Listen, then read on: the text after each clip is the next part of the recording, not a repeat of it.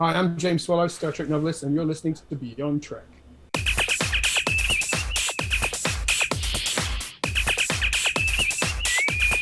On a red alert. Hey everybody, and welcome back to Beyond Trek Podcast. In the room today, I've got Big J, Renzo, I'm Dag, and we have special guest, author James Swallow. Thanks for joining us, James. Hey everybody, good to be here.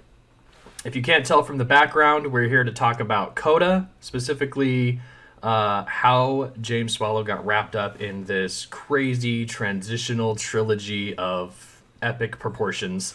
Everybody here has already read Moments Asunder, so there will be a spoiler segment, and you can fast forward to that if you're interested in it, but we'll warn you, if you haven't read Moments Asunder, you'll want to stop then. And you should read Moments Asunder and read it like now. Yeah, it was like fantastic. just pause and read the book, then come back. Yeah, Or get it's the short, audiobook. just a couple hours. Oh, fair. Yeah, I got the audiobook because, I know I told Dag this, but for me to sit down and read a book is like impossible. But with an audiobook, I could listen to it some here, some there, when I was driving, at the gym, going downstairs to take a break, changing laundry, all of that. And that made it a lot easier. And that was my first ever audiobook. So, and that's how I'm going to get the next one in the series. So looking forward to that. Oh, that's awesome. You know, we got we for a while we weren't doing many audiobooks for Simon & Schuster. It used to be back in the day. They would come out on tape cassette and they would be abridged, and then they kind of went away for a while. But now they're coming back on CD and digital. So a lot of the stuff we're getting released is coming out. Robert Petkoff's doing the voices for it. It's really great stuff. So there's a lot of really great stuff out there for you to listen to if you want to. Yeah. I love Robert Petkoff. I've been listening to the Star Trek audiobooks. It's almost like they've had a renaissance with Star Trek audiobooks that kind of mirrors that other Star franchise where there's now sound effects and music. It's not just a turgid read through of an abridged, script. Just a jump in right there. I've been trying for a while to get Simon & Schuster to do full cast audio dramas, like not just like a talking book, but in like a proper radio play. Because myself and my fellow colleague author Una McCormack, we both worked on the Doctor Who franchise and a bunch of other sort of full cast audio dramas. We've been saying for a while, let's do Trek. Let's do something interesting with Star Trek. Yeah, and it's an idea we've been kicking around. Trying to get CBS interested. We've had some conversations about it, but things have been moving very, very slowly. But that's something I would absolutely love to do because it's a fantastic way to tell stories. Yeah. How do I drop my card in that bucket? Just asking for a friend. Feel free to drop a line to anybody at CBS licensing. Talk to Simon & Schuster. Talk to John Van Sitters over at CBS. Talk to any of the editorial team, anybody you think is with their hands on the lever of power, and say like, hey, what, Star Trek audio would be a super awesome idea. You know what I was just thinking? That goes for everybody watching this too. You're talking about Robert Petkoff and his reading of it. I just thought we've at the end of our talking to the three authors of the books, we've got to get that guy. I would love to be able to talk to him, because with my first audiobook, I was not expecting kind of the doing voice impersonation, sort of, or at least sounding different for the characters. And when he got to doing Renee Picard and Beverly Crusher, I was thinking, whoa, that's some good effort there. Having to do kids, Yeah. So Dag, side note, we've got to get Robert Petkoff on here. We'll get Robert Petkoff. But enough about Robert Petkoff. We're here to talk to James. Talking to James, yes. James, love the goatee. I got to tell you that first. That's epic. When we interviewed Dayton, he said that plans for this started in about 2018 when Kirsten contacted him about, Picard is happening. And he says at the back of, in the closing of one of these books, that In the afterword. that you and David had been having conversations about the kind of the same thing when Dayton got involved, and sat down at the table and had said, basically, yeah, it's a good thought, but here's where Kirsten's taking it. And I was wondering if you remember that conversation, if you wanted to talk about what your idea with David was and how Dayton's conversation changed that.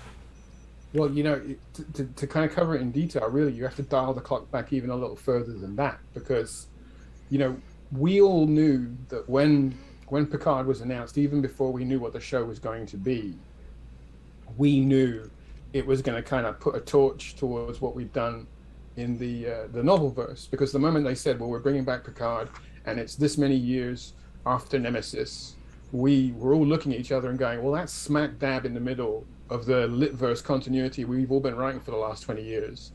This is not going to end well for us, because the rule is, the books always follow the lead the show makes. So we have to bring our stuff into line with them, because that's the way the license works.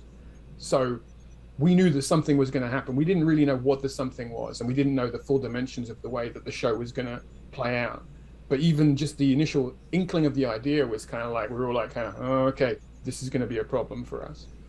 So we'd been talking kind of vaguely about this. I think all of us had kind of our rough ideas of like how it would play out. And at the same time, Kirsten came to me and she said, we'd like you to do a Star Trek Picard novel. And I said, well, how's that going to work? Because if you're changing the continuity for this TV show, which you obviously are, and they'd asked me to do a Picard novel, we had a couple of ideas. Originally, the Picard novel they wanted me to do was a 7 of 9 story. If you've seen the show, 7 of 9 turns up about halfway through the series. And there's a little bit of backstory, but not a lot, about how she got from the end of Voyager to where she is when she picks up in Picard. And we were talking about writing the novel that would tell that story, is how she got from there to there. So we developed a narrative for. I'm kind of going off on a sidebar here, but stick with me. I will get back to the point. Believe me. I'm right there with you. So we developed that story for a little while, and then Kirsten came back to me and said, this is a really good, really strong story, and we're kind of thinking that maybe we'd like to do it on the TV show at some point, because it's just too good to do in a side novel. And I was like, yeah, I can see your point. So we decided that we keep our powder dry on the 7 of 9 backstory, put that to one side. And so Kirsten said, well, look, we've got some other options here. We're looking at doing a story about Worf becoming captain of the Enterprise E, because of course, remember in Picard turns in his badge and gun and kind of walks out of the door, right? Right. And Worf is his first officer, so Worf becomes captain of the Enterprise unexpectedly, in a situation that maybe he didn't want to be captain. He didn't want to take the job that way, right? He wanted to earn it, not just be given it because Picard walks out the door. So we said, that's a story we could tell. And the other story was, what about Riker and Troy on the USS Titan, way back before the events that we see them in the TV show, before their son Thad dies of the disease that he gets and that kind of stuff. And we had these two stories. We're like, could we tell these two stories in one novel? And I looked at it and I said, there's too much going on here for it to be one book. This is two different ideas. It's the Worf story and the Riker and Troy story. And I said, I got a lot of love for Riker and Troy because I'd written about them in the novel verse with the Titan novels. And I said, I want to do the Riker and Troy on Titan story. Let somebody else tell that Worf story. So maybe I don't know if that novel actually will happen, but I hope it will, because it sounds like a really cool idea. So I was going to write this novel, but this novel is set in the Picard continuity. And so I'm being sent the scripts to read through, and I'm seeing, okay, that's not compatible, because, we got rid of the Borg in the novels, and the Borg are a very big part of this story. So, okay, that isn't compatible, and this isn't compatible. And I said to Kirsten, I'm telling a Titan story, but Titan is, although it was originated in Star Trek Nemesis, the movie, we made it a living, breathing thing in the novels. So the thing it is in the novel verse, is that also the thing it is in the Picard TV show? It can't be exactly the same thing.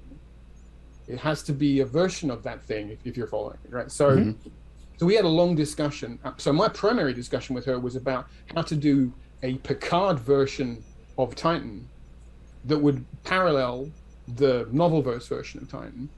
And I'm writing all of this stuff while in the back of my head we're thinking about the Coda trilogy at the same time. Even at one point I actually said to Kirsten, maybe we should do the Coda books first and then I do the Picard novel. And she's like, no, we want to do it in this order. So for me, I kind of did cart before horse, right? I wrote a TV verse, new TV timeline novel, which is The Dark Veil, my Star Trek Picard.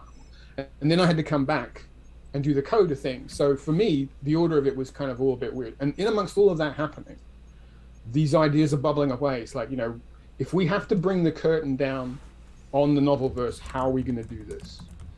And I've got to tell you, I was not a fan of the idea at all.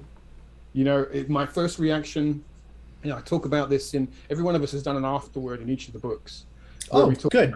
I greatly enjoyed Dayton's. Yeah. And so you're going to get the same. You're going to get the same thing from me. You're going to get the same thing from Dave in each book, because I think Dayton said this. I heard him do an interview recently with Literary Treks, and they asked him about that, and he said he felt that it was the first time he had ever written an afterword in one of his books, and he put it in there because he felt this was such an important thing that he wanted to get his position across. He wanted people to understand this is where my head was at when I was writing the book. And we all said, you know what, we all should do this, not just because of the position the series is going to fill, but we also felt like if this is us kind of signing off on the novel verse, we want to walk out and kind of have this last moment and go, this is why I made these choices, so people will understand where it came from and understand the kind of the thought process that we had.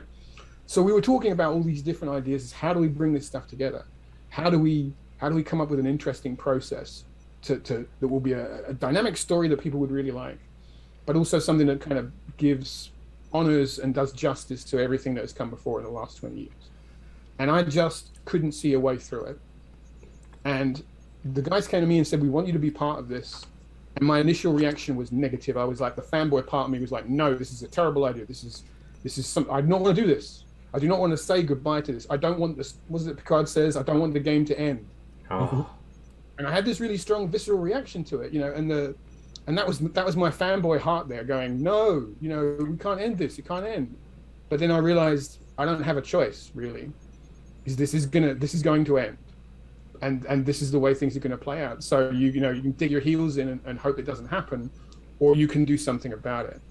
And it was Dave Mack who Dave talked me around. I have to be honest, right? It was I was over in New York for the Thriller Fest convention, and it was 4th of July weekend. And we went out he said, come along, we're going to go out for a barbecue. And we went to a barbecue, a house of a friend. Keith DeCandido was there, another Star Trek writer. Glenn Howman was there, another Star Trek writer. There were a lot of sort of Trek nerds in the house that day. And, and the beer flowed, and so did the brisket. And, and we were having a really great time. And Dave said, let's just, sneaky fella that he said, let's just sit down and have a talk about this. After he got you liquored up? Yeah, come here, look it up. Yeah, we were all pretty lubricated at that point. But damn him if he didn't talk me around. And he said, and I think that the thing that he said to me that really made me kind of decide I wanted to be part of it is he said, if we don't do this, who will? If we don't do this, who can really do justice to this? Who are you confident in who could do it? Are you confident in your own skills as a writer? And I thought, do I really want to walk away from this fantastic opportunity? And I kind of looked past my initial reaction and I thought, even though this is an ending to something, I wanted to be part of it. I wanted to be able to pay respect to all the writers that I've read, because I'm a reader as well as, I was a Star Trek novel reader before I ever started writing them. I used to write the official reviews for the official Star Trek magazine here in the UK. I did that for years before I even started professionally writing Star Trek fiction. So I've read a lot of Trek novels, and I have a lot of respect for the writers. And a lot of the Trek authors are also people. When I was starting out as a writer, the first people I met who were professional writers was Diane Duane and Peter Morwood, a husband and wife couple, who wrote some really fantastic Star Trek books. They were the first people who ever listened to the younger version of me saying, hey, I'd like to be a writer, who treated me with respect and said, this is a thing you really could do. So I have a lot of love for these books and a lot of love for the work that went into them and the people who created them. So I thought, I need to be part of this. And once we started having that conversation, we started assembling the ideas, the whole thing just kind of caught fire, figuratively or literally, to be quite honest. And we just started assembling these ideas. And little by little, the three of us got together and started kind of creating out of whole cloth how we were going to tell this epic conclusion. So Dave and I stitched together some stuff, and then Dave went off and did another convention. I went back home to the UK. Dave went off to do a convention in the US, And I remember he told me he brought the ideas to Dayton, and he said, so this is what we're thinking. And Dayton said, dude, it's much worse than you think. That's his quote from his afterward, yeah. And it was like, okay, and away we went, you know, and then it became kind of almost like weekly Skype meetings, like we're doing that right now, where we would, you know, we would be chatting. We still have we had a chat sort of room set up as well, so we would have like Skype conversations, and then we'd also be chatting on Twitter and stuff like that, and just throwing ideas backwards and forwards. The chat group was called Wormhole Death Canon, and that's your new band, right? Yeah. And that's Canon with one N, not two. Ooh. And so and that's an obscure joke which will become clear as the novels go on, and what that actually means. So, you know, and we had a lot of fun doing it, and it was, you know, it's been a weird bittersweet kind of project to work on, because on the one hand we have we've been playing with such huge stakes, and all of, you know, everything's all in, you know, all the chips are in the basket. It's just, you know, everything's going on, and loads of things being pulled in different directions, and we've been taking really big swings. But it's also bittersweet, because, you know, we know what we are doing is we are kind of running down the curtain on something that's been going on for 20 years, something that has given me so much, not just personally, but also professionally. Well, I'm sorry, Lorenzo, go ahead. No, you first. So there was a part that you said that really interested me just recently, was that now you know this is going to happen. You're told this is going to happen. You didn't like it. You're kind of against it. Didn't want to do it. But at that point, because you know this is happening regardless, did you have the sense of, well, I don't want to be, even if I don't like what's happening and I'm against the idea, I don't want to be on the sideline watching it happen anyway, because I know it's going to happen, and not be involved? Because do you think you were going to have that feeling of, okay, now I'm reading it, I rejected this idea, but now that I'm reading it, I could have done so much better. I should have been involved in this. Now you've got regret on top of everything else, that, well, even if I didn't agree with it, I should have been a part of it, so that I'm not losing sleep every night thinking, this is what I should have done, this is what I would have done if I had been involved, even grudgingly. Is that kind of the feeling that you had? Yeah, you kind of talking about like FOMO, right? Kind of fear of missing out. Yes. Yeah, FOMO. There's definitely a little bit of that. I mean, I can say hand on heart, there's a whole bunch of really talented writers there, and I'm absolutely sure that if I couldn't have done it, they would have got somebody else who would have done an equally good job. I mean, you know, we wanted to have more writers involved in this. I mean, you know, I don't know if Dayton said this in the conversation you had with him, you know, but originally we had the idea of it was going to be 4 books, not 3. And he said 5. There's even talk about making it more than that, you know, and we wanted to have other writers involved. Again, you know, I mentioned earlier my colleague, Una McCormack, is a really brilliant writer. And I would have loved to have Una on board with this project. The timeline that we were on, we just couldn't make it happen. Yeah, I read Una's Picard novel. Yeah, you know, and she's her work is just sublime, you know, and I'd love to have seen her sort of put her kind of energy into this project. And sadly, it wasn't to be, but you know, but there's still, you know, she's still going to continue to write for Star Trek. She's got another Picard novel coming out, Second Sight, I think early next year, and that's going to be fantastic. So, you know, it's not like we're not going to see any more work from those other writers. But yeah, but to go back to your point, Big J's point there is, yeah, I think that there was part of me didn't want to do it, but then the other part of me, I think the bit that Dave kind of leaned on was, you know, this is a unique opportunity. When would I ever have the chance to do something like this again? You know, I've worked on in the Warhammer 40,000 franchise. I worked on the Horus Heresy storyline, which is a mega epic of kind of 50 plus novels that's gone on for years and years and years. And that's a story of similar scope about an intergalactic civil war, about huge cosmic events and stuff that, you know, massive sort of plot lines colliding and huge. That's of a similar scope to the timeline was much more compact. And so it was that much more intense. to try and get, you know, the whole story out there. At the end of the day, it was an opportunity that I would have been a fool to turn down. Renzo, do you Well, it's better to be did. involved in it than not. Let's hear it, Renzo. Well, so first, Cadia fell before the guard did, which is very important to remember as far as the Horus Heresy is concerned. But so I've got a couple questions about some of your other works in the Star Trek Litverse, right? Some things that, you know, I thought were very impressive, and I was wondering if at any point you'd considered other works, essentially, or bringing some of those things in. Now, when we talked to Dayton in particular, he mentioned that you guys had free reign over pretty much the whole Litverse. You were in contact with other authors and talked about their characters and such, and you respected their wishes with regards to the paths of those characters. So I was wondering, since you worked on the Star Trek Titan synthesis books with those holographic avatars for ships, did you consider anything along those lines being brought into the Coda trilogy, or some sort of like additional interfacing for the computers? Because to me, that strikes me very strongly of Andromeda Ascendant, another Gene Roddenberry kind of idea. Was anything like that considered at any point? Yeah, I mean, I thought about bringing back some of the characters that I'd created. I mean, one of the things that we've tried to do in the trilogy is pay respect to the works of other writers and the crews. And, you know, we made a big list of like, well, who are the other characters that we know are out there? There's you know, the crew of the Gorkon, from Keithy Candida's. Yeah. There's the crew of the Prometheus as well. You guys wrote out. Yeah.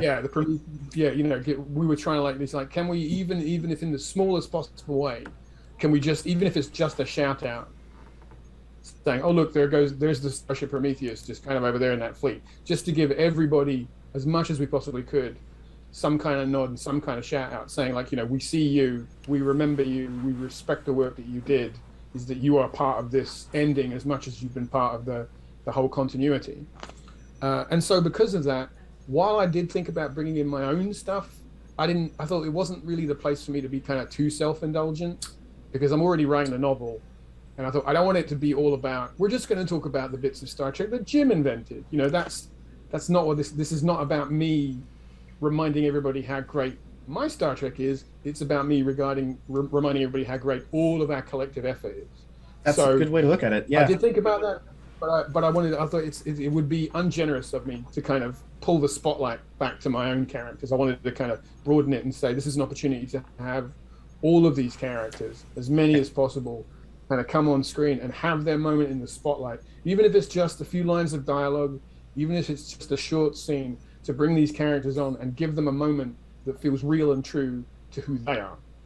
And so was anything out of bounds then? Were there any authors who you were like, well, we obviously can't touch the Judith Reeve Garfield's Shatnerverse novels, but like, were there any other like sets or stories that you guys were just like, we can't reference this, we're not allowed to, kind of thing?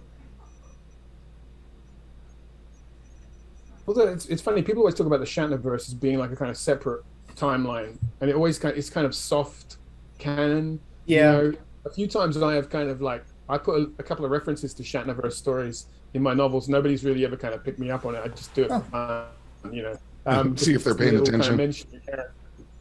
But I mean, the only, not so much off limits, but you know, we had a long discussion with Kirsten about what she'd done with Voyager and the Full Circle fleet, and the way that she tied off the Voyager novels didn't dovetail with what we were going to do with Coda. And we said, well, you know, the Voyager stuff's kind of gone way off over there, and the Coda stuff is heading in way off over here. And we do have some cross-connecting material. There are some Voyager characters who do turn up in the novels, but Torres the and fleet, Paris is so far, I think, the only two, right? and Tuvok too. Oh, that's right. Spoilers, jerk. Small spoilers. But I got Renzo. to write a couple of scenes with Tom Paris that I really enjoyed doing in Ashes of Tomorrow. We had a lot of fun writing him into it.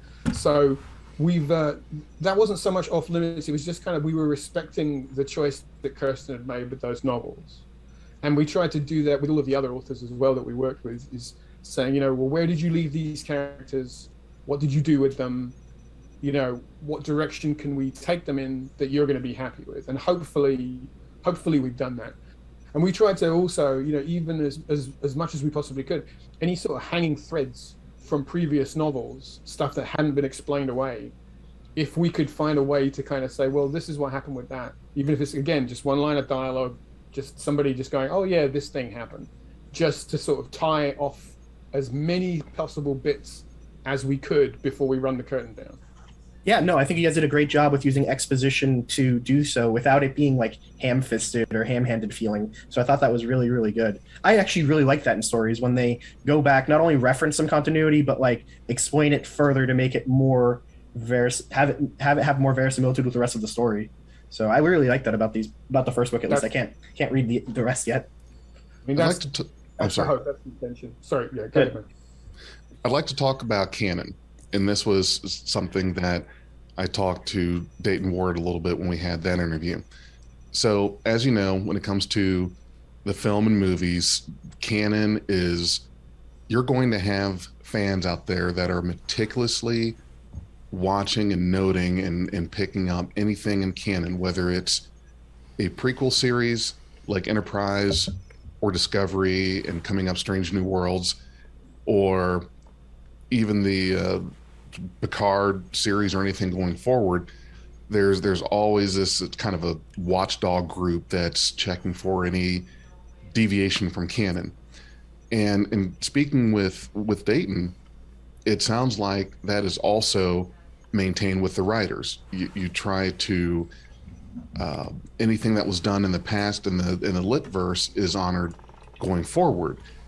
And so what I asked him, and I'd like to ask you as well, is that how far back into the books do you go to make sure you're not just completely or blatantly trampling over something that happened? Because the lit verse is its own canon. So in a way, just like the films and TV series, they can't just go off the reservation from a prior or forthcoming series or movie. And it sounds like it's the same with the books, but however, the books are, my assumption is, and you can tell me if I'm wrong, the book verse is probably not consumed and absorbed as much as the episodes in the movies. So even with the writers, it may be that unless you've read, how many Star Trek books have there been? 300 I mean, is it safe to plus. say? Okay, well, I mean, 400 or 500, like all time, going back even to the 90s, 80s, and 90s. Pocketbook and everything. Yeah, probably close to 500 then. Yeah. Okay, really? I was thinking it would be. Okay, so then that's not nearly as many as I thought. But anyway, to get to my point, how do you keep up with canon from all the books, from all the different authors? Do you literally have to make sure that you're with a group of people like I am with Dag and Renzo? Between the three of us, we can very well cover the gaps in memories and episode names, what happened here and there. Is that the same on the book first side? You've got to have a group you're with that can really pull from all 500 novels and say, oh, well, no, wait, you can't do that because in this novel 15 years ago, this person did that. I mean, we're self-checking, right? So, you know, we have the other authors, especially on a collaborative project like this, plus we have the editors. So everybody is kind of double checking everything. I'm not going to say we're perfect because there's always an error that sneaks in. You know, I know absolutely positively there's going to be a mistake somewhere in the Coda series. There's going to be something we got wrong. And On a typo.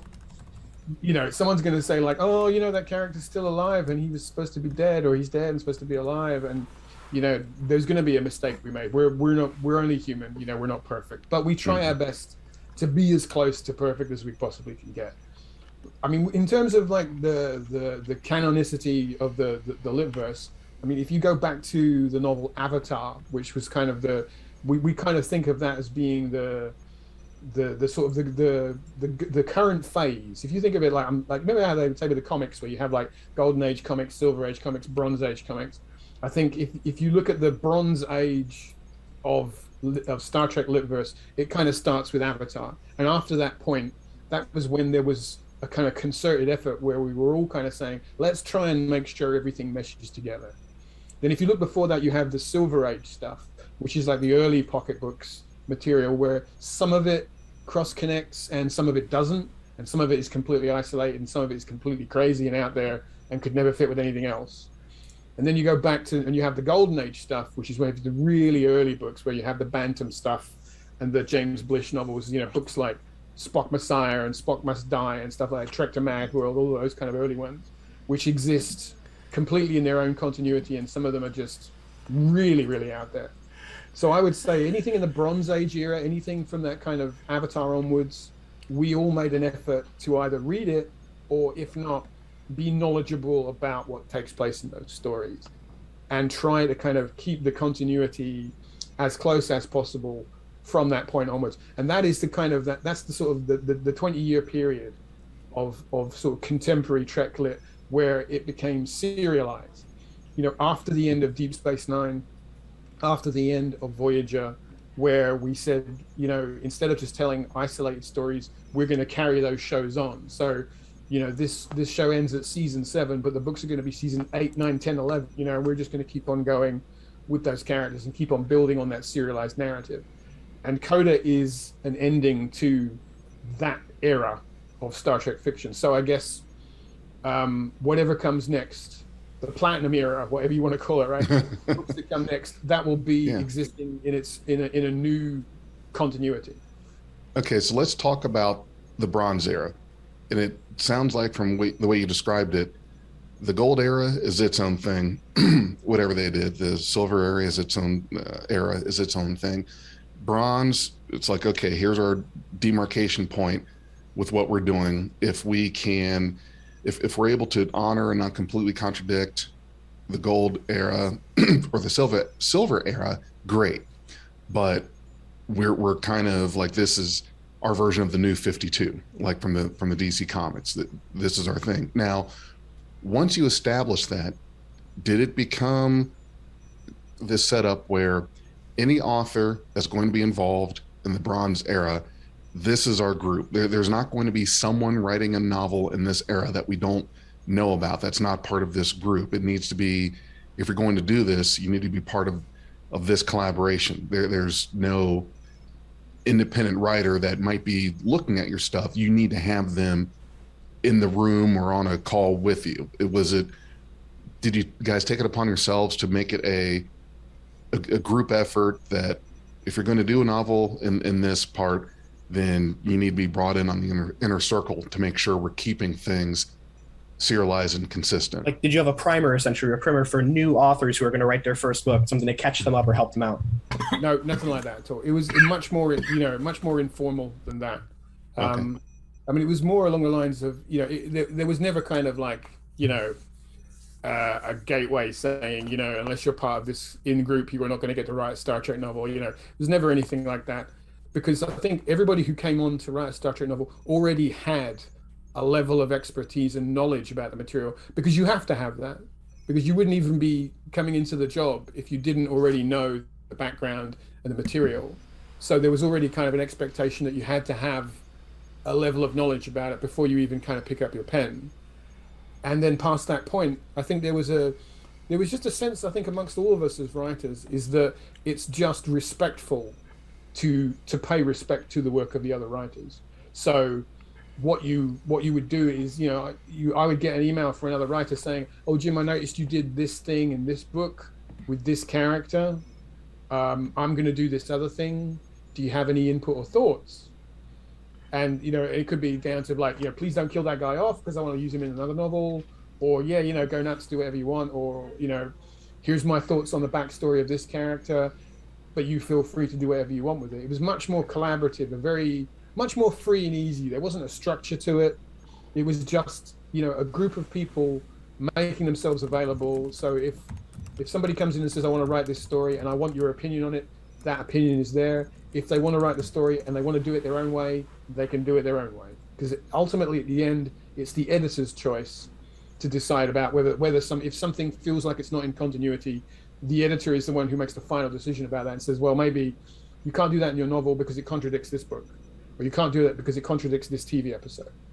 That decision is made at a level kind of above the writers. But the sort of the bedrock of the writers, that sort of collegiate space where we can say, like, we're all here, you want to work together with us? And the door is always open. That's So the you kind didn't of that's the kind of I guess the kind of environment you want to create. That's really cool. So you didn't have and I know Dax got a question real quick. So you didn't have any writers that were just going off the reservation. For example, we talked about the big event, and for anyone listening or watching, there's going to be some spoilers on previous Trek books. But for example, some of the big things that happened in the in the Bronze Era, like ending the Borg, you didn't have anyone come in, whether it was that or the death of Janeway, and decide, well, in my novel, I'm going to do a story about the Borg or include this character, and I'm just going to do my own thing and not even worry about what those guys did. And I'm talking about those big deviations. Weren't you taking a chance that somebody would come along and just do that and kind of wreck what you're doing? Is that something that the editor would just say, hey, you haven't really worked with these guys, you're doing this thing, but we've got to tell you, it deviates too far from what's already happened, that you can't have that big of a contradiction? Yeah, I mean, if someone had come in, say, like you're talking about, like the Destiny trilogy that Dave Mack wrote, which was basically where we got rid of the Borg. So hypothetically, let's say if an author came in after the Destiny trilogy had been written and said, I've got this great idea for a Borg novel, what they would have got is, we'll stop you right there. Because that person would not have written that book, because they said, we're not going to do a Borg novel. I mean, Shatner got away with it because he's William Shatner, right? Shatner can do everything in the Shatnerverse. But if someone had turned up after a big event had been changed, after Janeway was killed off, I mean, we brought Janeway back later, right? But if someone had come along and said, I want to do a Janeway story about Captain Janeway doing these things, and say, well, no, she got promoted to Admiral and she got killed, so you can't tell that story. Right. So it wouldn't have even, word one would not even have been written. Oh, okay. Welcome to fanfic. Right. There's other ways to publish this if you must. Right. So, I've talked to some writers, like new fan writers as well, who want to kind of make the jump to being professional writers, and they said, well, that's too restrictive. That's I can't work like that, and my answer is like, well, then you're not going to do this for a living, because that is the nature of what tie-in fiction is. As I said this at the top of the show, is we are led by the decisions that are made by the show, and to a lesser degree, we're led by the decisions that the licensors are made. So, if a licensor says, for example, we don't want any Deep Space Nine novels, we're not going to tell any Deep Space Nine stories, and then you come to them and say, I want to tell a Deep Space Nine story, they're going to go, we're not going to change our mind for you. That decision was made at a corporate level. That's done. Right.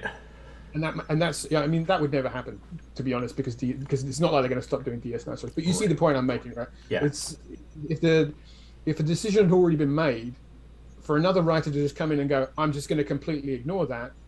Well, rude, don't you think? Yeah. Yeah. At the basic level, right? Yeah. But also, now you're blacklisted.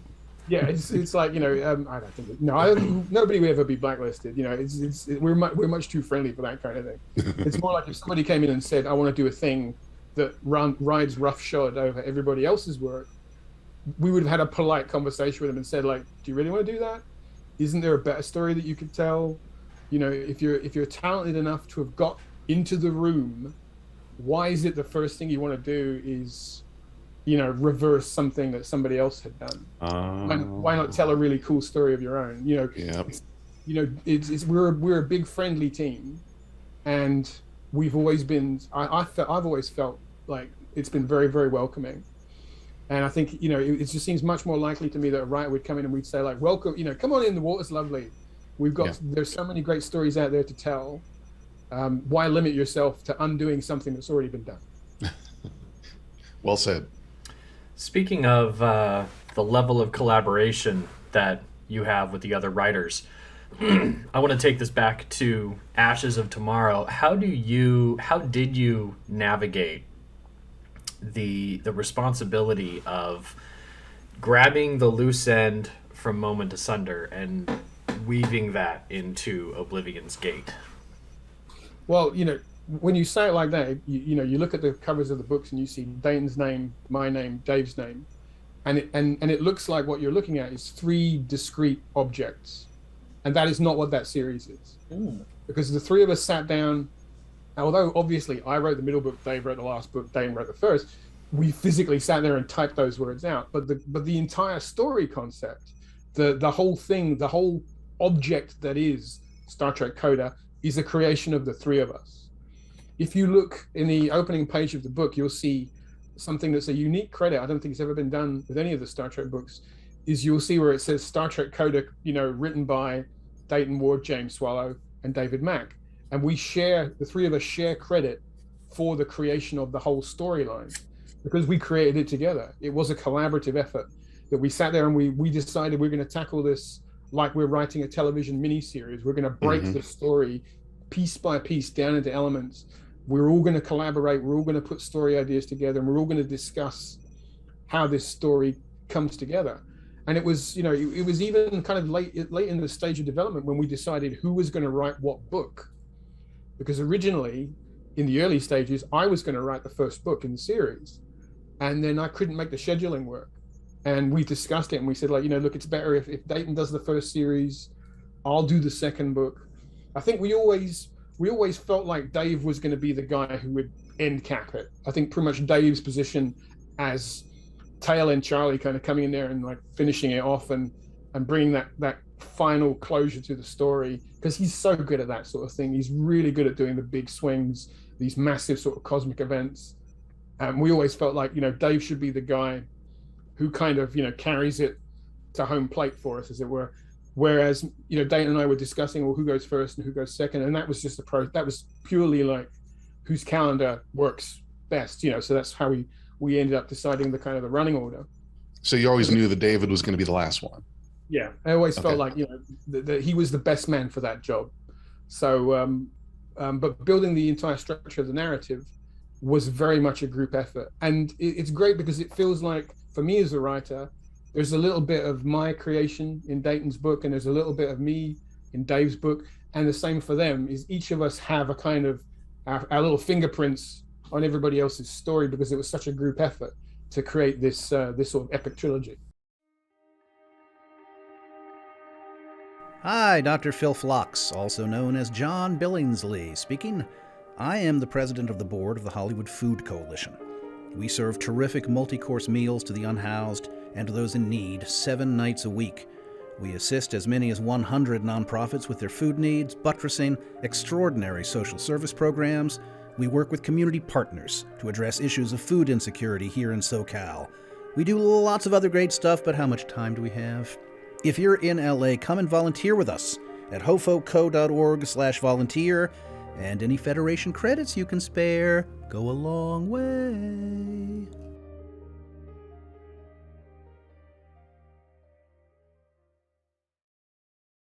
So when it comes to figuratively, you guys were like locked yourselves in a studio or a house or apartment together and said, we're gonna live together figuratively on this and work as a group. That's a big collaboration. That, you know what, that reminds me of, I don't know if you're a Marvel fan or not, but for the Infinity War series, those 20 movies that came up before the end of the saga, it was the same thing. Everyone needed to be on kind of the same page. Was, yes, you have your individual story, individual kind of movie-ish, but this is the end goal. So you need to keep that in mind, carry that thread when you're working with all those directors and story writers. So for you guys, you all have to be knowing what you're all thinking and doing. So was there storyboarding involved? Do you guys have a big like chalkboard or whiteboard, and this is what I'm doing, this is what we need to do, this is what we need Dayton to set up, David to close on, et cetera, et cetera? Was it like that kind of setup? Yeah, a little bit like that. I mean, it's funny you talk about the Marvel movies. One of the touchstones we had is we were saying, this is our Infinity War endgame. This is us. We're definitely kind of one-eyed looking towards that as well. And And also people have talked about nicknamed this Crisis on Infinite Treks, you know, kind of. Yeah, that's fantastic. It is. And the original, going back to the original DC Crisis on Infinite Earths comic book miniseries, you know, and definitely, I'm a long-time comics nerd as well, so there was definitely a little bit of that as well. I think, you know, touching on both of those kind of things. But in terms of like, you know, the magic whiteboard sort of thing, Dave Mack, he's just awesome at these things, and he put together. I hope we get to show it to people. Maybe when we're all completely done, and spoilers are all out there. Maybe he'll put this thing up online. He drew this incredible, complicated timeline diagram. Oh, nice. Of where all of the events take place and all the events that we refer to throughout the novels, and these branching universe things. It's a work of mad genius art. It's like, you know, it's almost like, you know, your conspiracy wall with the guy with the threads going in different directions and stuff. I love that. That guy wasn't that from Always Sunny in Philadelphia? I mean, it's been in a million things. I thought it came from Lower Decks, so. Yeah, so it's kind of, so Dave drew up this timeline, which was great, and actually that was it was part of our pitch package as well, because I remember when we were taking it to CBS licensing, they were like, you know, we trust you guys with this because you've got the experience to do this, but we're not quite getting what you're doing. And Dave's like, I'll draw you a picture, and Dave drew them a picture and went, this is it. And they're like, oh, okay, now we see, because it's the thing I say about this story is it's not complicated, but it is complex. Yes. And there are a lot of moving parts, and there's a lot of stuff to kind of, you know, pay attention to. So it's like, you know, you have to, things that you'll read kind of maybe in moments asunder, which will seem like a small aside, and it doesn't seem like it matters, will pay out in ways you don't expect when you read Ashes and Oblivion, you know, as the books move on. So we had that the diagram. And we also had like a kind of Excel spreadsheet as well, working out the timeline. It's like, who's going to be where, how long is it going to take to get from this place to that place, what characters are going to be on what ship when what thing happens. That was something we were constantly working out, is like, you know, can I have this guy? No, you can't, because he's on that ship. Okay, well, I need him on my ship. I need him on this ship to do this. I need this character on the Defiant to do this thing, but that character's on the Enterprise, so we need to get them to the Defiant via Deep Space Nine while doing this. And we're, you know, and once we structured all those things out, you know, it was very useful as well, because we would find like characters in certain places and certain positions. Suddenly we go, oh, if these two characters are together in this situation, let's write that scene. Let's write these characters in the same room together. And we were finding that because we're bringing characters together from all across all of the televised Star Trek, we realized on a few occasions that we were doing scenes that were the very first time those characters were in a room together. And suddenly it's like, oh, you know, you can't let that pass. That opportunity to have this character and this character. I mean, I'm being very careful here because I'm not going to say which characters they are, because I don't want to spoil anything. Mm-hmm. Where we could have these moments where these two characters meet for the first time. It's like, well, if we're going to do that, we want to have a little bit of fun with it, you know. So that was interesting, because that was something I think in the evolution of the story we weren't expecting to find that, and we would find these little nuggets of undiscovered stories, like, oh, here's a moment to tell something that we weren't expecting. Here's a cool opportunity to fold something into the greater narrative that we were creating. And that was part of the whole joy of that process, was for me just being in a room with two really talented writers, virtually speaking, right, and just jamming on story ideas. You know, I imagine it's like, you know, when jazz musicians talk about how, you know, one guy starts noodling around, another guy starts playing something, and then before you know it, you have a great piece of music. I've always felt like that when I'm working with really talented writers, because you come in and nobody wants to be the one who lets the side down, right? Everybody wants to bring their A game to it. So you pitch like, well, here's my best idea. And then somebody else goes, well, here's my cool idea. And when the ideas kind of mesh and merge, it's not like it's 1 + 1 = 2. It's more like a geometric progression. It's like your idea cubed, and suddenly it's like, oh, but wouldn't it be cool if we did this? And if we did this? And suddenly the energy and the excitement comes out of it, and man, it's just so cool to be part of a process like that. And I'm hoping that it kind of comes out on the page. Oh, I think it certainly comes out on the page. But I've got one last question before we move into our spoilerful section where we'll just talk about like the actual guts of Moments Asunder too. So my last question is actually about the video games in my background, right? Star Trek Invasion, thought was a great PlayStation game. I actually read through your AOL homepage at one point many, many years ago before I went down where you explained a lot of like your work on it. I don't remember all of it, but I remember that it was yours, right? So I actually wanted to ask you about this because I know that it's a licensing nightmare. But at any point in your years since working on Invasion, did you ever consider bringing some of the content that you invented for Invasion into the Litverse somehow, like the Kamjate or the Typhon, anything like that, like any of the characters? Like, is that even possible with the literary like rights as they are? Oh, you are damn right, I did. Yeah, I've never had the opportunity to do it. It's the main character in the game. Lieutenant Cooper is the character, but he's Ensign Cooper in the game. He's the PC. Yeah. I wanted to write him in as a character on board the Titan, just as a nod to my own continuity. Even if he just kind of walked in the room and handed Riker a clipboard, right? I could just say, look, there he is. It's part of Star Trek continuity. But I just never had the opportunity to do it, And it was really fun working on that project because it was the very first video game I ever worked on, and I kind of stumbled into the job. I mean, we're gonna go on a little sidebar here, but this is a great story I'd like to tell it. I was working for the official Star Trek magazine in the UK, and I was doing some promotion because I'm a big gamer as well. So they sent me off to cover this event about Star Trek video games, and the guys who were building Star Trek Invasion, which at the time was called Star Trek Red Squad, if you remember the Red Squad from Deep Space Nine. Yep. And the guys from Red Squad, the Red Squad development studio, were talking to me about this, and they had a very early build of the game, and they said we're using resources from this Star Trek magazine article that's really good. And I said, oh, I wrote that. And they said, oh, we should probably hire you then to kind of come and work with us. So I was like, yeah, absolutely. And they were a great bunch of guys, but they weren't very Star Trek savvy, and they were like kind of like, well, this ship's hyperdrive, and I was like, it's warp drive. And they're like, and then the laser cannons, I'm like, they're phasers.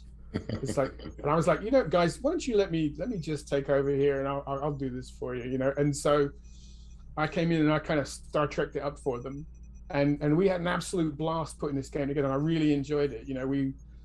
We did talk about a sequel at one point, which was going to be for the PlayStation 2. That never got off the ground. And there was even a talk about we were going to do a tie-in novel to follow on with the storyline. Would have been so good. I know, right? I pitched it. I think somewhere I still have the outline for it. But the game wasn't as big as a success, sadly. If we'd have done the sequel game, maybe there would have been a tie-in. But but it was fun. It was a very fun project, and it's always going to have a lot of love in my heart because it was kind of the first big Star Trek thing I got to work on in the video game world. My first big video game project.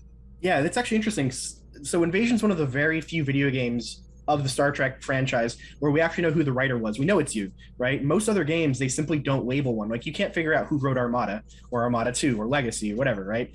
Which is interesting because you'd figure that somebody would want to be identified with those works if they're particularly proud of them. But you have this passion for Invasion. It was very evident in your website. So I'm just glad I was able to get you to talk about it a little bit. And I'd love to know your outline for Invasion 2 at some point because that just sounds great. I have to dig it out. What's really nice is that we're talking about a game now that's 20 years old.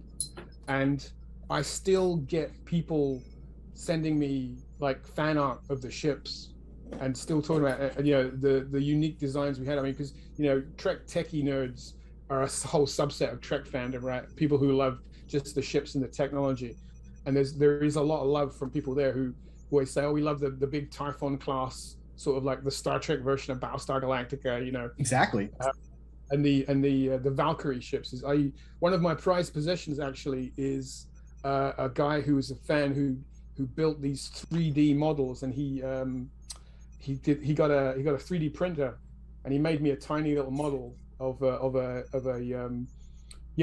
kind of that sort of scale. Oh, it's very cool. So I've got a homeworld carrier, and I've got like a ship from Star Trek Online too. So I'm totally with you. I haven't printed out stuff from Invasion because I haven't found any good quality models of them, but I totally would. Yeah, he built me this model of the Valkyrie Spacefire in the same scale as the Eagle Moss ships. Oh, nice. So that has pride of place on my shelf. It's very cool. All right, so we're going to move into our spoilerful section now. Dag? Yeah, so if you're listening or watching and you don't want to be spoiled for moments asunder, pause now, stop now, go read the book, come back, and then continue listening. Also, this isn't going to be a recap like we sometimes do. This is going to be specific questions about events of moment asunder that James may or may not answer, given those laser sights that are pointed at him outside the window. Spoiler alert! Spoiler alert! Spoiler alert! So, man, I don't know. There's two really big events in this book for me that stood out, and I'm gonna go with the biggest one for me because I'd like to say that Time's Arrow was my coming of age into Star Trek. I'd been watching it for a couple of years, ever since Locutus, and I was a kid, but I remember when Time's Arrow came out. It was the first time I discovered the concept of the season finale. Like, I was conscious of it, and my mom was like, "No, it's over. You have to wait 3 months." And I was like, "What?" And I remember putting on the tube on the channel that's supposed to have Star Trek every Sunday when Star Trek came on to be like, "Is it back yet? Is it back yet? Is it back yet? Is it back yet?" And then finally it was back, and I was like so just overjoyed. So Time's Arrow, nostalgically, is my favorite of all of the series, even though there's other categories. Oh, you don't know torture until you saw the Best of Both Worlds Part 1. That summer was the long. And I happily defer to the fandom in that regard. But my question is, how did you guys come back with the Davidians? So we talked about who the threat force would be in the story. And pretty soon after kind of kicking around ideas, we were like, do we want it to be a person? Do we want it to be a villain in the same sense of like Q or the Borg Queen, somebody, or any like Soren from Generations, or Ruafo from Insurrection? Do we want it to be somebody, a physical person who we can have as a mouthpiece for kind of events and descriptiveness and stuff?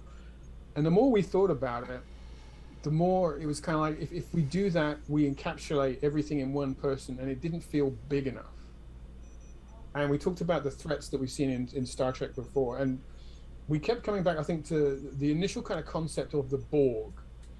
Before you had the Borg Queen, when they were just the collective, when they didn't have a face, per se.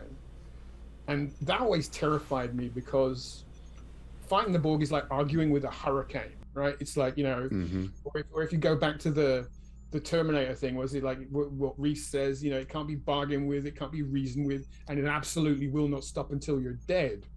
That's terrifying, because as human beings, we're kind of programmed to if we get into a fight with something, we can either beat it with strength or we can argue our way out of it. But if you come across something that is absolutely alien to you, and there's no way you can connect with it, and it will just roll right over you. That's terrifying, right? That's the absolute most terrifying idea there is. There's no humanity to appeal to. So we started looking at, well, how can we stimulate that fear, not just in our characters but in our readers? What can we touch on?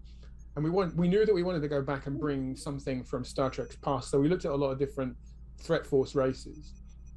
And the thing about the Davidians is, if you look at what the Davidians are, they're pretty damn scary. And Time's Arrow, to be honest, doesn't really give them the juice and the space that they deserve, because they kind of get dealt with, and it's like, oh, we finished with that, sort it out. And I'm like, wait a minute, we're talking about a race of creatures here that are invisible, travel through time, and eat terror. How could you not crap your pants at the thought of something like that wandering around out in space, right? They're really scary. And we only really get to see a little bit of that in that episode, and we never get to see them come back. And the more we thought about it, it's like, because they're such a blank canvas, there's not been much written about them. We were free to bring them back, and we were free to build more into them. And once we kind of slotted that in, that helped us develop the main threat of the story. And we realized that we had an opportunity to not only kind of reach back to TNG and say, here's something that wasn't developed well, an interesting threat force that we can build upon. But it also dovetailed with the direction that we wanted to take it in, is this building sort of cosmic drama, this temporal apocalypse that we're creating for the novels, these guys were just a perfect fit for us. And they have that sort of, you know, force of nature quality to them, is that all they're interested in is just consuming, and they're just going to eat everything. And the way they do that is by bringing you to the absolute heights of terror. Who is not going to be absolutely frightened out of their wits by the idea of a foe like that? So once we kind of found all these points that just came together really well, we're like, these guys are perfect for what we want. So you reminded me of the setup for Star Trek II, The Wrath of Khan. What's going to be the big thing? Who do we come up with? Who's going to be the baddie? And I don't recall who did it, but someone went back into TOS and I think watched everything. And Space Seed was that episode that kind of sparked that, okay, here's the person we're going to catch up with, the interesting character that we're going to center this revenge story around. So when you're going back and going through, because TNG was certainly had a lot more seasons, movies, different choices that you could have, you could have picked. Who came up with the Davidians? Because I did not see that coming at all, and I didn't even think that. I was trying to guess who were they going to reveal this force as. I thought it was going to be something completely new. And when it turned out to be them, I was like, oh yeah, that's great. But they were only in 2 episodes. And I get that you structured Star Trek II completely off of 1 episode of the original series. So this book is going off of an entity that was in 2 episodes. So it's more, but who came up and said, hey, the Davidians, and why them and not, say, the Iconians? Well, you know, now I think about it, I don't remember which one of us it was who kind of said, how about these guys? I mean, I remember we had a list of possibles. Who else was on said list? And I'm just trying to think. I'm trying to think now. You know, I think we didn't I think the Iconians. We'd already done stories about the Iconians in the past when we did the Demons of Air and Darkness series, quite a few years ago now. So it's like we felt like they'd been done. The reason I think the Davidians work is not only did they tick all the right boxes for what we wanted as a bad guy, but because they hadn't been done. Nobody had gone back and retold that story and developed the Davidians anymore. It's like we just thought that they were a missed opportunity. So we had a chance to kind of, in a way, kind of redeem them as villains and say, you know, not only were they were dangerous, but they were way more dangerous than you think. In fact, actually, there's a scene I wrote in Ashes of Tomorrow where Picard is giving a briefing to the president of the Federation and says basically, like, the president's like, what's going on? What happened in Moments of Thunder? And it's the kind of recap scene where, well, here's what happened. Here's who these bad guys are. And he has a moment where he's kind of thinking to himself, you know, I really should have paid a bit more attention back there in the episode Times Arrow, because we dealt with those guys and we moved on. And I thought it was done. And it's interesting you say, like, you touch back on Wrath of Khan there as well. Similar thing, you know, Kirk leaves Khan behind on the planet and he's like, oh, we're done with that. And then it comes back to bite him in the ass, right? Oh, it sure did. And this is a similar situation, is, you know, and Picard feels a degree of guilt. He's like, you know, we thought we dealt with these guys. We thought they were like 4 or 5 guys in a cave somewhere. And it's like, oh no, no, we're way wrong. And in fact, you know, and it's like as I said about that point that Dayton made, it's much worse than you think. And that is that's the sort of the reveal we're doing as these books go on, is every time you think you've read the first book and you think you know what's going on right now, let me tell you, it's much worse than you think. Oh, that's definitely a given, I think, right? Like, we've only gotten 1 book and a third. We're not going to solve the mystery of who's doing what and how they're doing it in the first third of the series. Doesn't make any sense. This is our teaser. This is what they're tantalizing us with in the first book, I think. And what you came up with was, you thought the Borg were bad? No. It's kind of that sort of reaction, like, well, holy shit, we did. We thought the Borg were bad.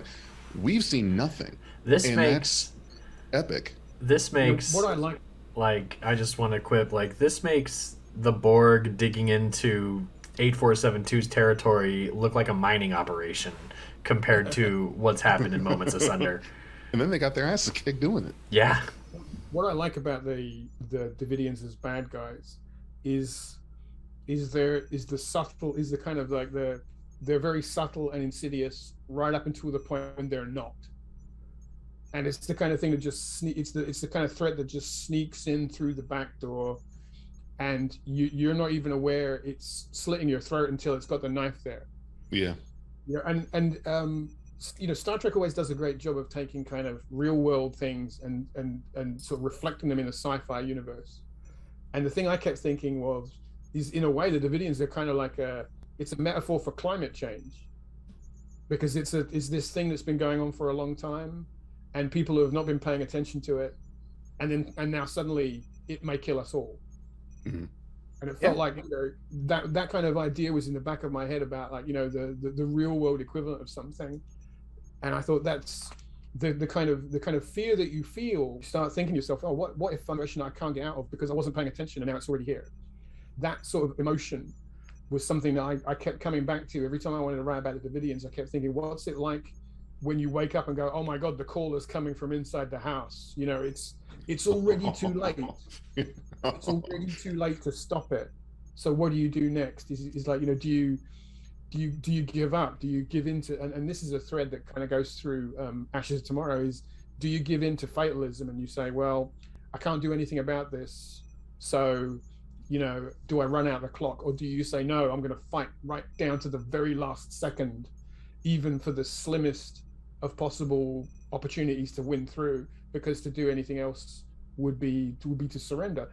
And that is something that characters in the story will talk from both of those viewpoints, because they're facing a cosmic level threat unlike anything that we've seen in the Star Trek universe before. It's funny. So when I was in elementary, I don't remember where I heard the story, but I told the story of the call is coming from the inside of the house, and just spooked these kids because the first time I heard that stuck with me for a while. That was just completely terrifying. And you're right, the Davidians are the same way. Now it's different from the Romulans, the Klingons, Ferengi. They're all right there. You've got your spies, your intelligence agencies. You can kind of keep tabs on what they're doing. You can generally catch them in the act of trying to do something big. But with the Davidians, they were practicing in other timelines, in other realities.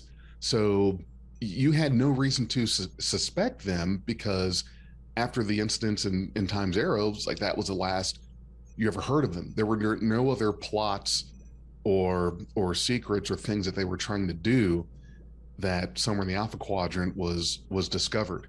So you had no reason to think about them or to think that they were a threat. And that's the part that's also kind of scary, is they're doing all of their operations in other timelines. So they're completely off the radar. And that's the thing, is once they were ready and had those skills honed, now it's kind of too late, because you didn't realize they were doing all of this.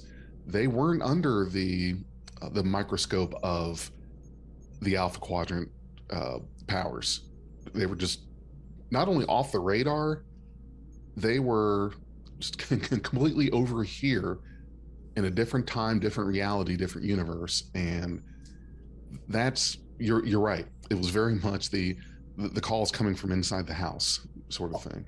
Honestly, to me, the best comparison for the story that the Davidians are running is actually a Doctor Who story. It reminds me so much of When a Good Man Goes to War, right? Which is when the Doctor goes throughout time to build up this whole thing to achieve his goal. He gets these guys from this point in time, he gets those guys from that point in time, brings them all together after he's prepared and trained with them or whatever to rescue his child or whatever, right? Here we've got the Davidians doing the same thing. They've been traveling through time, doing experiments, testing their technology, testing their metal essentially, and then once they've prepared and finished it, they were going to go back to the present and mess with reality as they expected. So it's very similar to that little bit of story for me. The driving force for the Davidians is it's greed, right? Mhm. And all of us, it's hunger, right? All of us can understand that. Gluttony. And with them, it's just grown and grown and grown beyond sort of like, beyond the bounds of one physical universe, beyond the bounds of one timeline, and it can't be sated. And it is going back to, like I said before, the idea of the sort of arguing with the hurricane, the force of nature is it's something that it's becoming so big, so powerful that it puts multiple timelines in danger. And the idea of the Davidians kind of having been off grid doing this all the time. I love the idea of that, is that while the Federation was looking the other way, dealing with loads of other stuff, this has slowly been bubbling away in the background for decades, or even thousands of years, because the Davidians kind of, they're time travelers, so they're a time active race. So, that we don't know, they could have been doing this stuff for thousands and thousands of years into the past. And maybe just the element that we saw in Time's Arrow is they just happened to accidentally bump into something that they were doing. But in fact, this insidious plot has been going on for a very, very long time. Yeah, time is almost immaterial to them, right? If you can spend your entire existence traveling through time, it doesn't matter whether it happened 5,000 years ago or 5,000 years hence. It's not much different for them. If Picard blows up the cavern in 2368, then that's a milestone that the Davidians were already aware of. They've already compensated for it. They've already moved off world by that time. That's why there were only 5 dudes in a cave waiting for it to wave it. They were just waiting. It totally makes sense. Think they're the patsies. They're the guys that we'll put them here because once they're gone, everyone's going to be thrown off the scent. Can you imagine if we had time travel now? You had an army, you wanted to invade the U.S. There is no way you're going to even come close to being able to amass the military and the training needed for something like that. So you say, well, you know what? Let's go tens of thousands of years in the past, when there's in between the dinosaurs and early man, where there's no one around anywhere, and spend as much time as you need practicing and rehearsing, and then come back and you've got the whole thing figured out, and nobody was aware at all. So, James, I wanted to ask you about a particular plot point that comes up in Moments Asunder that I'm sure is going to get more explanation as we go. So if you can't answer, that's fine. But I want to understand more about the weapon ship that Torek had extracted future data from, that he had to hide with the DTI or whatever. So here's my question about it. That's a very convenient explanation for why the timeline that our characters are in is a branching, damaged timeline. That all makes sense. Was that concept that the Rakilan weapon ship came from an alternate future already established when that book came out, or was that a retcon essentially? You guys realized, that's our easy explanation for things. I think, that's more of a question that Dayton would be able to answer better than me. But yeah, I believe, he'll correct me if I'm wrong, but I believe the idea was always that it came from a parallel timeline. Because I think there's a moment where there's Borg ships. They're kind of like in some of the data they have, they see Borg ships, and they're like, well, if this was our timeline, there wouldn't be Borg ships there because the Borg are gone. Right. So there was always the idea that it jumped from a parallel reality, bringing this particular information with it. That did predate Coda then, because that's very interesting to me that lines up so well with the damaging of the timeline that's necessary for the Davidians to want to eat it. It's almost like we thought of it ages ago. Are you sure you haven't invented time travel? Right. That's a lot of predestination right there. I'm just curious, which book did that happen in, where Torek? Armageddon's Arrow. Armageddon's Arrow. Okay. Is that? I have to check that one out. Yeah, Dayton will correct me if I'm wrong about this, but it was my understanding that what Dayton had done there is he built himself kind of an escape hatch. So the definition of what the information was is nicely vague, so that in future books, if there was a need to say, okay, we need the information to be this thing, then it would fit, and if we need it to be this other thing, it would also fit. That's very clever. He built a back door in the firewall. Yeah, it's like if there's a trope in writing called Chekhov's gun, if you've ever heard of that. Yep. Yes. And the idea is for anybody out there who's not familiar with this term, is the idea is if you're writing a 3-act play and someone uses a gun in Act 3, you need to have the gun on the table in Act 1. So people go, oh, there's a gun on the table, and then when someone picks up an Act 3 and shoots the guy, you go, oh right, okay, that makes sense. Instead of just pulling the gun out of his pocket and you go, I didn't know he had a gun. That's crazy, you know, and it feels like it hasn't been earned. So part of the stuff with the weapon ship is Dayton taking his own narrative and going, well, I can use what I already wrote to kind of lead in nicely into the events of Moments Asunder. It's, you know, it's part of the development process that we went through, is we were looking for previous books going, what can we pull together so it will feel like it makes sense? So it looks like years from now, when everybody's forgotten about this conversation we're having right now, people will go, those guys are so smart. They were planning this for years. Yeah. Mm-hmm. Well, I mean, as far as being smart and planning things for years, like, so there's one sentence of this that I thought was brilliantly detailed inside of Moments Asunder. So there's a moment where Picard beams down onto the planet that has the future archive from the Davidians, right? It's in the future or whatever. And he notes that it reminds them of Mars after the terraforming, but before they finish putting up like additional terraforming details or whatever, right? Which reminds us that in 24th century, like Starfleet, there are 2 habitable worlds in our system, right? If you look at the Picard opening scenes where they burn Mars, essentially, they forgot. Mars is a red desert hellscape still, right? Like they'd forgotten that the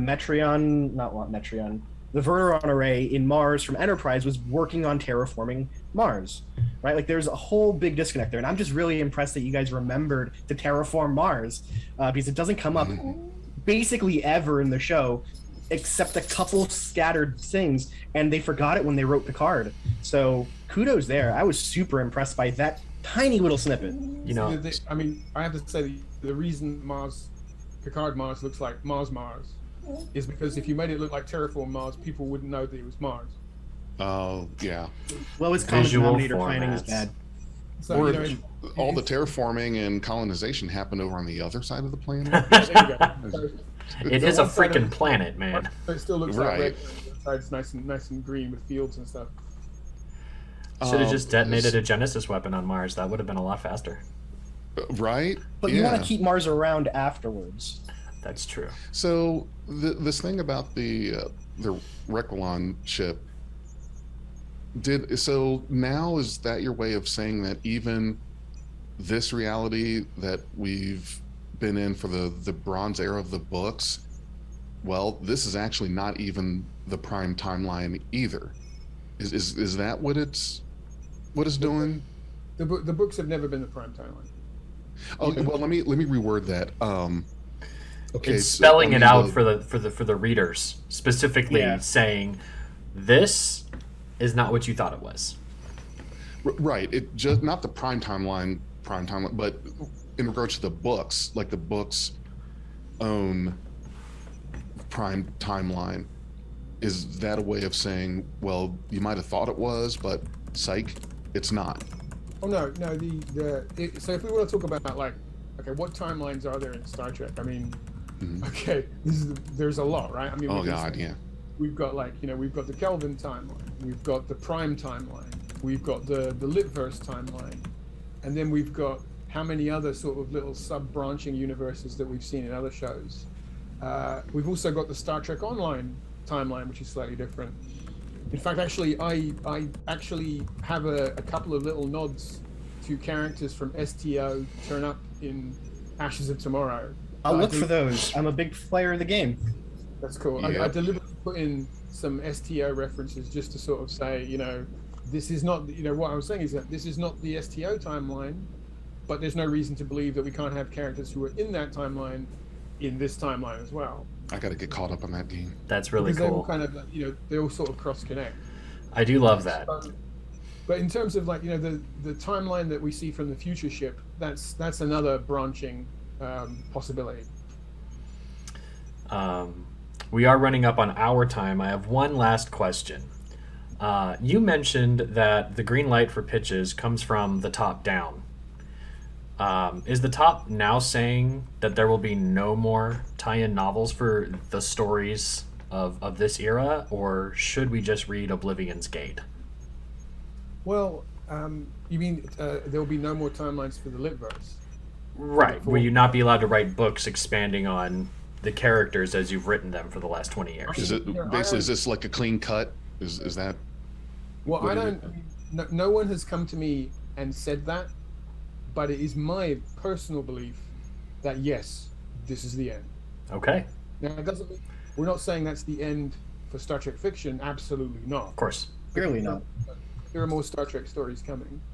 You know, but the continuity we created here in the Litverse, and that ongoing narrative, that serial narrative, this is the conclusion of that.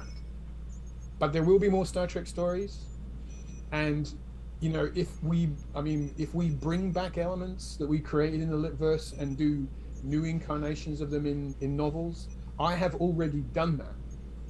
I have already brought characters back from my Litverse Titan novels in my Star Trek Picard Titan novel. Yeah, I was thinking that.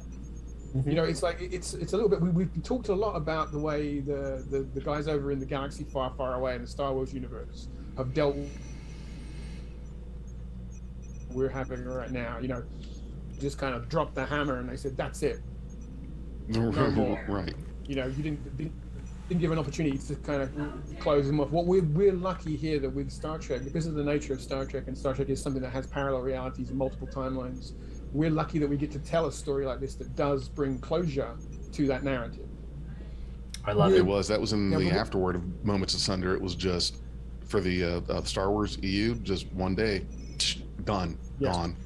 And we didn't want to do that because, you know, we felt like that would do a disservice to the readership and to all the writers and to all of the work that's been done.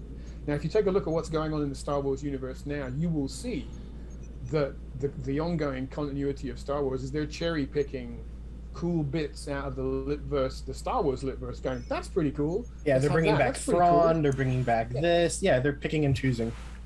It's like the buffet effect, right? So you go, well, that looks tasty. I'll have a little of that. I don't fancy the broccoli, but maybe I'll have some of the ham. You know, you pull the little bits out, and you have that, and you put that on your plate, right? There is no reason why we won't be able to do that with Star Trek moving forward.